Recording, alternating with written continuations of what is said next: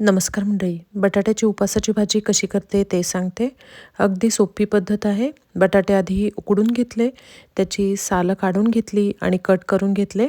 त्यानंतर एकीकडे जिरे, हिरव्या मिरच्या, कोथिंबीर हे सगळं साहित्य काढून घेतलं.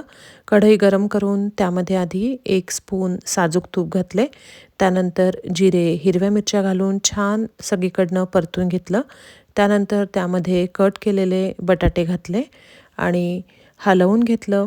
त्यानंतर त्यामध्ये चवीनुसार मीठ घातलं. यामध्ये तुम्हाला जर लाल तिखट हवं असेल तर तुम्ही तुमच्या चवीनुसार लाल तिखटसुद्धा घालू शकता.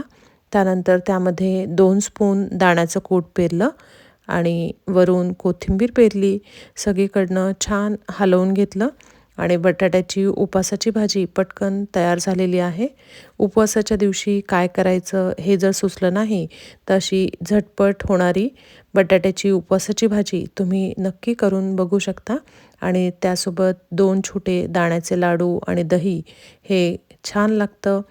तुम्हीसुद्धा नक्की करून बघा. धन्यवाद.